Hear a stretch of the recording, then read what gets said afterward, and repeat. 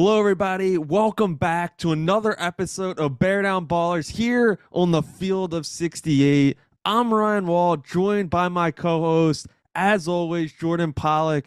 Jordan, how are you before we get into an action-packed week ahead?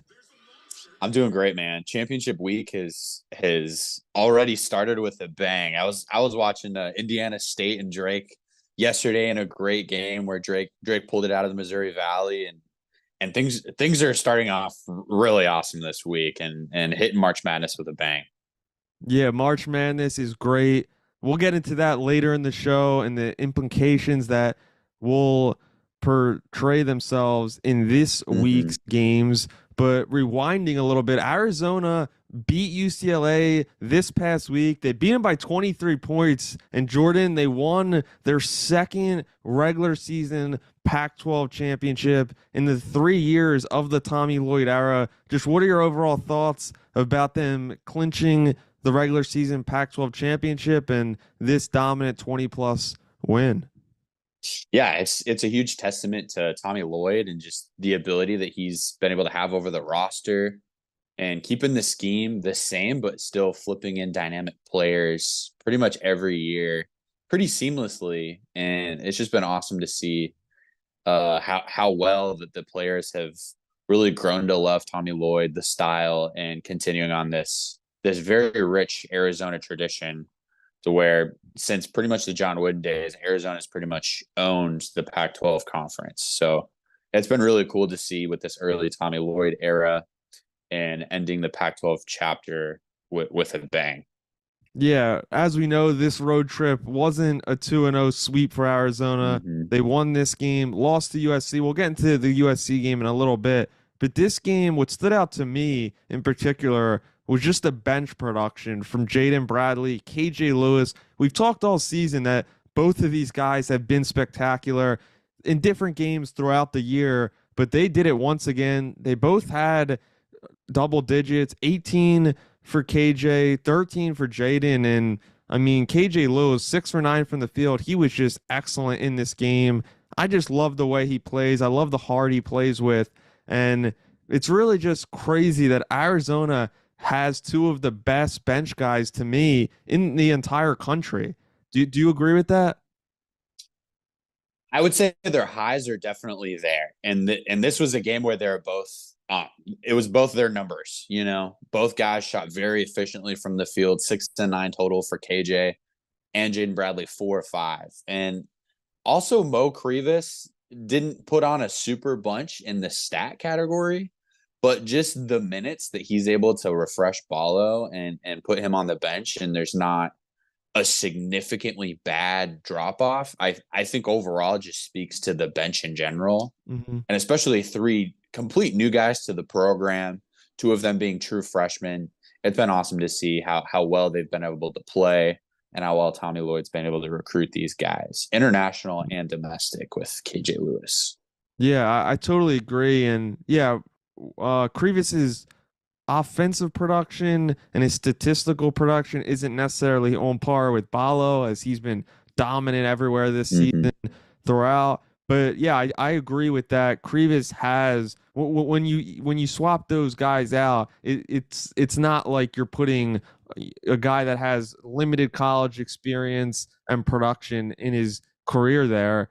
And yeah, so I really do think that Arizona has found the pieces. I remember when we started this show at the beginning of the year, we were questioning, oh, who's going to be the backup big? Who's going to be who is going to be a Who's going wing? to get Or, Ballos minute? yeah, and then who's going to be the wings Yeah. and the guards off the bench that can provide valuable production? And it seems like Arizona has came in the form throughout the end of the year in this one. But something I was impressed with by Arizona is how well they defended the 3-point shot. UCLA only they only scored on a 33.3% rate from deep. So I thought that was really good. And I've been really impressed by Arizona's guards defending the ball because we've always talked about their offensive production, what they do there, but I think they really have improved on the defensive end of things.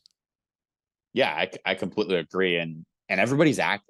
Like I think one thing that is even really. I think it was talked about a little bit in that game, but Ballo is able to get steals with how active he is with his hands, especially on post entries, and specifically with the UCLA matchup and how much how many paint touches he gets, just how great of a dynamic player he is, and it's just huge for this team, especially because the loose balls and the steals, that's what gets this team going offensively and hitting the floor, trying to get down in the paint and for easy paint points.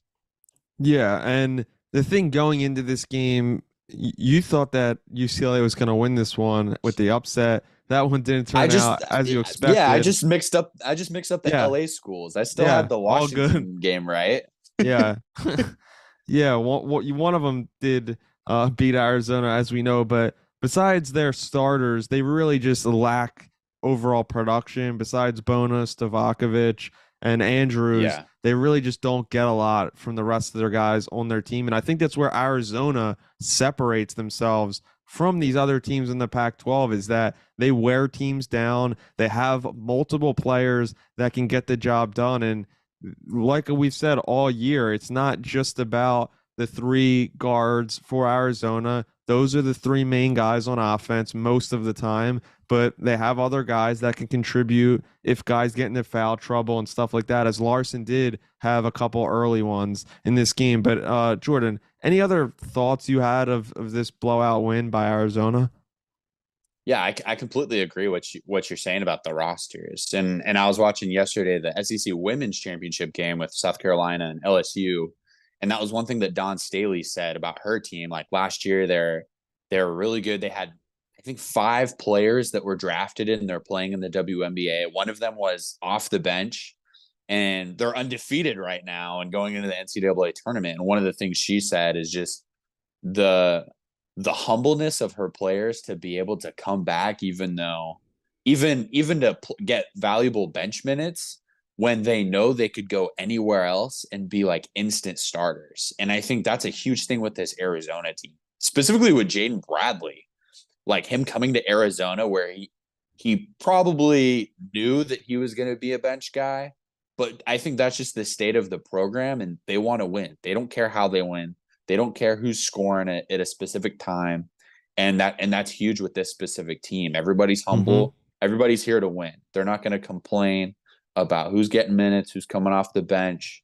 Like Pela, the last 2 years was a lot better off the bench than he was a starter. They started him a little bit last year and they moved him back to that role. This year, he's looked completely different in the starting lineup.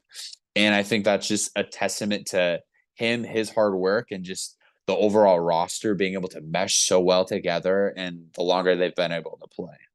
Yeah, I think it does help when you have guys like Pella and Kylan Boswell who started in a lesser role Mm-hmm.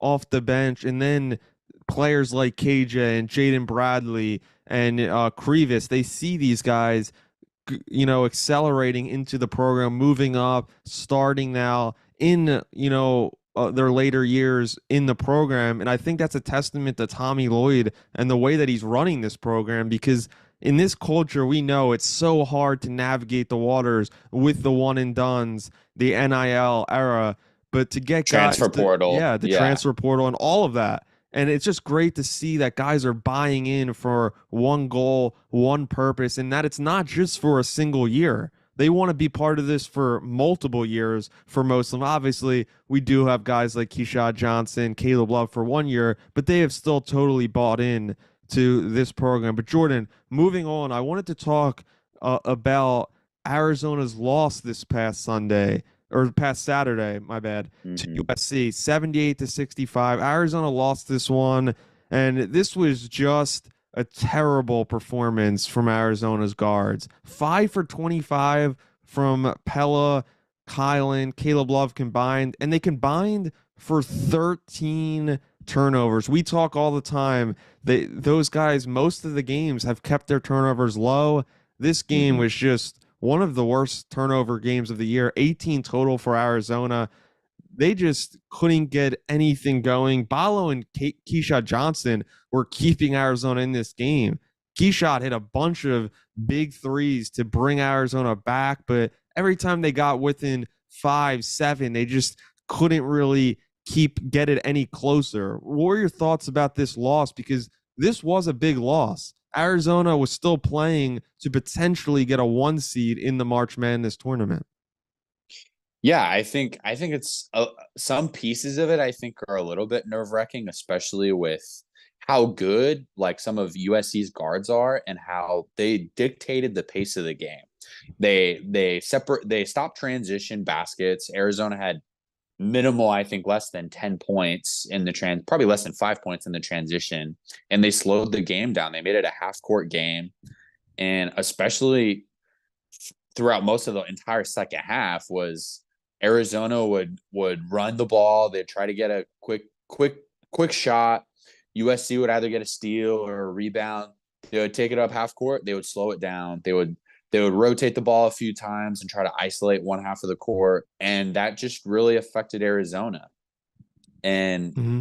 really prohibited them from getting in a groove defensively, which, like I just said, their defensive groove really transitions well into their offense and helps dictate how they can control the time of the game, the possessions, and so on and so forth. And so I think that, and even the announcers were kind of talking about how, especially March, it's going to be interesting to see matchup wise of teams that if they decide to do that, of how Arizona is going to be able to try to get the game going. I think that was an issue last year in the Princeton game.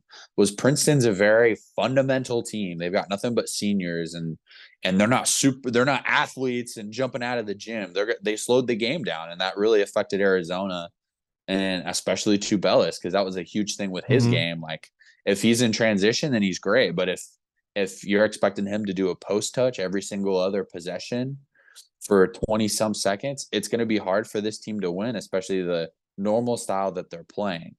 I think odds are good because the teams that like to slow it down and play really half court style don't shoot very well. And there's not tons of teams this year that are super successful on both sides of the court where they're able to play in slow tempos. And so I think that was a big thing that was really shown. But again, it's really the only time I really noticed that this entire year. And so I don't think it's anything to really pause and freeze about, because it's a one-time event. Like if it was 3 times, that's a pattern. And that's when I would probably be a lot more worried. But I'm not super worried. It was a super different kind of style that they hadn't played against a ton this year, and I expect them to just watch film and grow from it. And even from Tommy's post game interview, he was talking about how this is something that they kind of needed to just learn how to play a little bit better and adjust better in game with this kind of game. Yeah, I totally agree with one of the first points that you made about Arizona in transition, and that's one of the things they want to do the most is get out Mm-hmm. in transition. We've seen a lot of Kyle and Boswell pulling up for three, either getting it to Caleb and finishing at the rim, or Pella, and that's Mm-hmm. where they excel. But something that's remained true is there's been a couple games where Arizona's starting three guards have had off games at the same time, and if they Mm. have off games at the same time, it's going to be really hard for this team to win. It's going to take one of the guys off the bench that I previously mentioned to go off, because Agreed. Keyshawn Johnson and Umar Ballo, yeah, they might have 20 points once in a while, but you're not going to count on that, and you're not going to rely on that. And they're mainly around the 10 to 15 to 17 mark. That's the height of what they normally score. And it's all credit to USC in this game, because I think a lot of people are sleeping on them, and we'll talk about more about them in the Pac-12 tournament in a couple minutes, because they still have a lot of talent. They have some veterans on this team, DJ Rodman, Kobe Johnson. They both had great games, both had over 15 in this one. And then they have Isaiah Collier, who we talked in the preview of this game. He's returning against Arizona. That was his first game back from an injury. He's been on and off all year with due to injury, but he's a projected top 5 to 10 pick in the NBA draft. He's still an elite card. He's a handful for anyone to defend in college basketball. So, yeah, I think that some people may label the Pac 12 as weak, but I still think on the best night for a lot of these teams, they can really beat anyone. We've said that before, but I really believe that. As you guys know by now, we've partnered with BetMGM this season. We'll be using BetMGM lines to make all of our picks, and we'll have special offers for the listeners and the viewers of the Field of 68 as we all get ready for the best month of the year, March Madness. If you haven't signed up for BetMGM yet, you can use the bonus code FIELD150 and you will get $150 in free bets on your first wager with BetMGM, regardless of whether or not you win that first bet. Here's the best part. All you need to do is deposit and bet $5 of your hard-earned money. This is how you make it work. Download the BetMGM app and sign up using the bonus code FIELD150. That's FIELD150. Deposit at least $5 and place your first wager on any game. You will receive up to $150 in bonus bets regardless of the outcome of your bet. Just make sure you use that bonus code FIELD150 when you sign up. And remember, BetMGM is now available in one wallet in select states. As a New Jersey resident, this is super convenient when I have to go cover games in Philly or New York, which happens quite a bit. When you cross state borders, you just log into your existing account and fire away. You don't have to create a new account in each state. It's easy, it's simple, and it's clean. And most importantly, we have some fun stuff coming up for the conference tournaments and for the NCAA tournament. Bet insurance tokens, college hoops odds boost, and my personal favorite, a nice little parlay boost here and there. So download the BetMGM app and sign up today.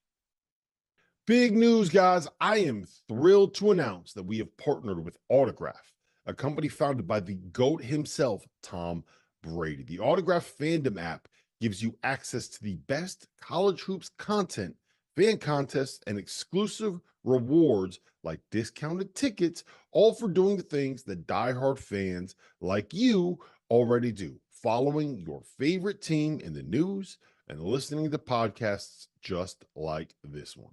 When Tom, and yes, I am calling him Tom, we're on a first name basis these days, co-founded Autograph, he had one mission in mind: change the fan experience for the better. It works like this. You get all of your college hoops content you want in one place. You get articles from your favorite writers, pods from your favorite hosts, contests from your favorite creators, all on the feeds and the sites that you already enjoy. But instead of having to go to all these different places, it all comes to you in one spot, the Autograph fandom app. But here's the best part. The more content that you consume, the higher you rank in the app.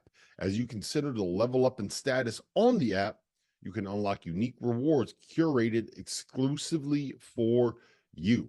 So download the free Autograph app in the App Store and use the referral code F68, that's F68, or tap in at the link in the description below or in the podcast app of your choosing to start earning points for doing something as normal as listening to this very podcast. Yeah, this team's good.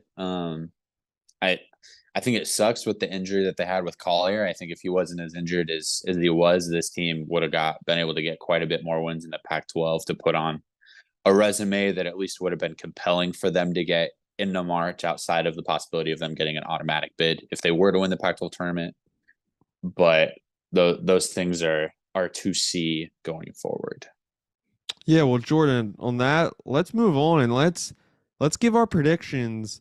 Let's kind of fill out a bracket together for everyone watching and listening. For the Pac-12 tournament, as we know, it's taking place in the T-Mobile Arena, Macau North, if you want to say, in Las Vegas. It is like that. It's starting Wednesday, March 13th, and it wraps up on Saturday evening with the Pac-12 championship, March 16th. But Arizona has a first-round bye, as they have the number one seed in the Pac-12 tournament, which is great. And they're going to play the winner of the number 8 versus 9 game, Washington versus USC. So potentially could see a rematch of their loss just a couple days ago. But I wanted to start with that game that I just mentioned, and we'll go down and go through the rounds, and we're going to see who we each think is going to win this Pac-12 tournament and get an automatic bid to the NCAA March Madness tournament. So starting Washington versus USC, who do you got in this one, Jordan? I've got USC winning this one, especially with Collier feeling a lot more healthy. I expect them to get that win. Yeah, I totally agree. I think that's going to be set up a rematch for Arizona, and Arizona could hopefully get some revenge in the coming days. But moving down, number 5 UCLA taking on number 12 Oregon State, who beat Arizona earlier in the season. Obviously, as we mentioned, Arizona did beat UCLA pretty bad. They've been up and down too this season, and they're not. I wouldn't say they're playing their best right now, but UCLA in the Pac-12 tournament always, to me, can give any team trouble. So, what do you think in this Yeah, one? I agree. Yeah, I'll take UCLA in this one. I'm going to go the same with UCLA. Moving down, number 7 Cal is taking on number 10 Stanford, who beat Arizona earlier in the year. Who do you think is going to win this one? I've got Stanford in this one with the upset. I actually do. I have the same upset. I think Stanford has been sneaky this year. I've liked the way they play. So yeah, I'm gonna go with that upset too. Number 6 Utah taking on number 11 Arizona State.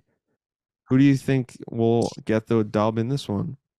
I think Utah will get the win. They've lost both of their matchups to ASU so far this year, but the shooting splits for both teams were pretty much identical in both games, which really surprised me. ASU shot 45 from 3 in both of their games, and Utah shot around 30. So I don't think it'll be like that in Vegas, and I think Utah will be able to get a win in this section of I don't even, probably not a rivalry, but Yeah, I think Utah. between these two teams. I think Utah is gonna get the job done too in this one. I think they're gonna beat ASU. ASU just, to me, they just shoot it. They shoot it so poorly, and they really struggle. It seems like every game Yeah. to just put enough points on the board. It's that simple. But moving back up to the top of the bracket, it's Arizona. Our Wildcats are taking on USC in our bracket. We both have the same matchup. This would be a great one because, as we know, this is the last Pac-12 tournament that we're ever going to see. So it'd be cool to see some more rivalry games before the Pac-12 goes away. Do Agreed. you think Arizona gets some revenge on USC? I do. I do think they'll get some revenge. I think they'll be sitting and watching nothing but film from that matchup in preparation for that game. So I Yeah, think Arizona's going to get that win. I agree too, and I do think that Arizona is the team where you can beat them once, but it's hard to beat them 2 times in a row for the same team. And I think any team, when they lose, they normally win a couple games in a row after that. Mm-hmm. The next matchup's an interesting one. It's number 4 Oregon, number 5 UCLA. We both have it at. I'm gonna go with UCLA for the upset. I think this is gonna be a really tight game. Both teams they haven't shown me enough to be that confident. So I'm gonna go with the upset. There has to be some upsets throughout the bracket. I think there will be, and it'll set up an incredible last rivalry matchup between Arizona and UCLA. That would be a fun one to watch. Do you think it'll be the same, or do you got Oregon advancing? It's challenging. Both teams split over the season. I think I'll take Oregon to win that one. Especially the way last year's tournament matchup when they both played against each other, UCLA just ran Oregon out of the building. I remember going to that game right before we played ASU, and it was not a pretty sight. So I think Oregon will have a good shooting night, and I think they'll beat UCLA. Gotcha. All right, so moving down, Washington State, number 2, taking on number 10 Stanford. I got Washington State advancing. I really have liked what they've done this season. They've been really competitive against Arizona, against this whole conference. And yeah, I think on their best night, they really have a good shot to beat anybody. Do you see it that way, or do you think Stanford gets the upset? I agree. Kyle Smith has done incredible things. I've raved about him the last month and a half. It seems. I'll take Washington State in that matchup. Yeah, well, moving down, Colorado number 3, taking on number 6 Utah. We both have it that way.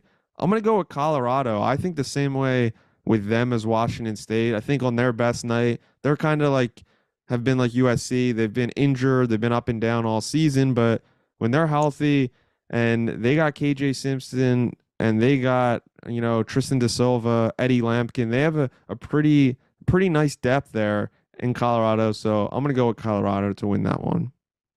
Ditto. I will also take Colorado in that one. So getting to Arizona's game, we have it a little bit different. I've gone back. I went back and forth on the Oregon UCLA, but my final pick's going to be UCLA. So I have it Arizona UCLA. I think Arizona will steamroll them again. I know they already beat them bad twice this season, but Arizona is just way better. And I think it's going to take a lot more to beat Arizona in this building. We know UCLA has taken them to their limits in the past couple years at the T-Mobile Arena in the Pac-12 championship, but I just don't think UCLA has enough in the end. So I think Arizona advances, and you have it Arizona taking on Oregon. What do you think about that one? Arizona has played very well against Oregon this year in Eugene and Tucson. I'll give it to Arizona playing another home game basically at McHale North. All right. So moving down, Washington State taking on Colorado. What do you think this one's gonna play out?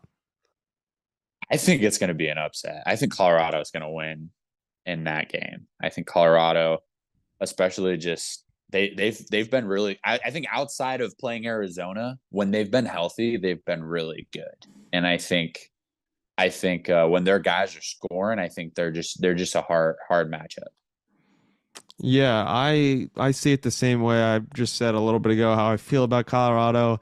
I really like them, and yeah, I think they have really top tier talent that's just different than what Washington State has to me at their best. Washington State still really good, like I said, but moving on to the championship game, we both have it the same. Arizona taking on Colorado. This would be the one taking on the number 3 seed in the Pac-12 championship.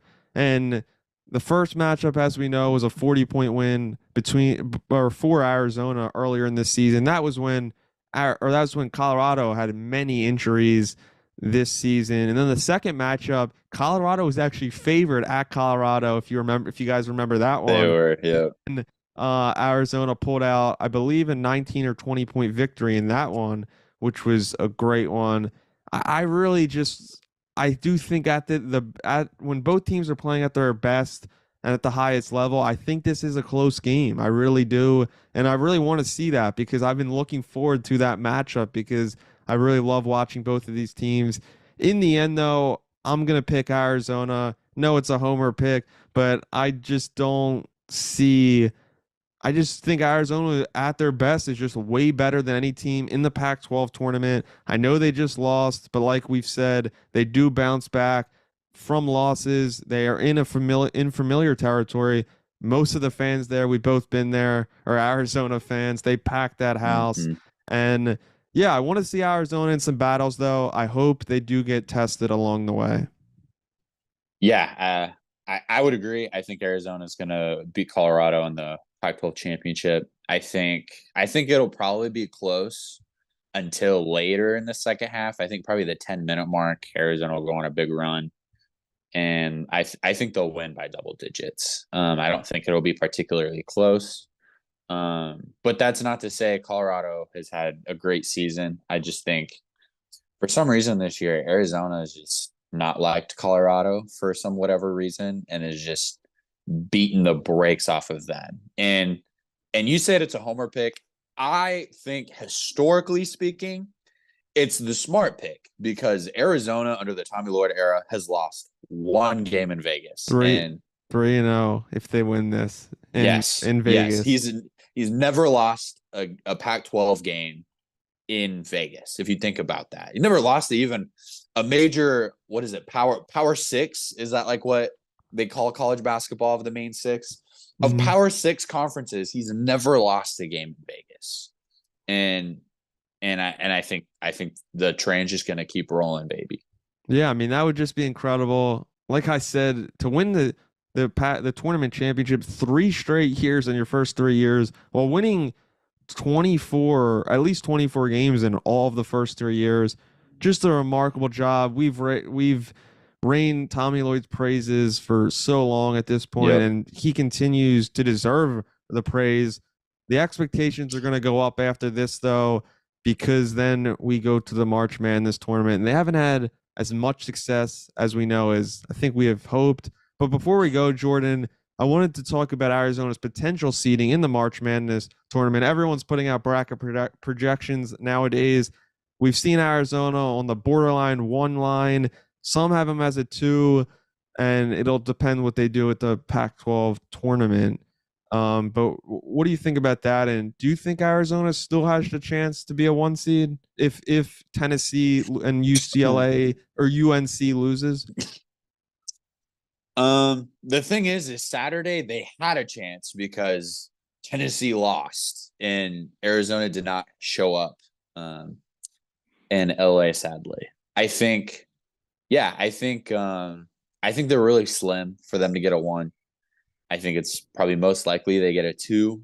I think a lot of people are even skeptical about that with just how bad the Pac-12 has been this year. At least from the outside, I think people that have actually watched this conference can see that there are some really good teams and there's really good teams that have had a lot of injuries this year, as we've said with USC and Colorado. Yeah. And I think I think a 2 seed is probably a good place and probably what's best for this team. It still gives them an opportunity to be out west, which there's very few teams in that 2-3-ish range seating wise that even really want to be out west. And that's just the dynamic of us being pretty much one of the better teams on the west side of the Mississippi. But I think one thing that you said is talking about expectations, and the thing about expectations is the pressure's raised extra, especially at Arizona, a rich program that esteems itself on having late March runs, wanting to hold up that trophy for the first time since 97. And I would say there's probably one other program and one other coach that probably has a little bit more pressure, but there's a lot of pressure for this team through the rest of the month. And that's just going to be to win. And that's one thing that we keep harping about this roster.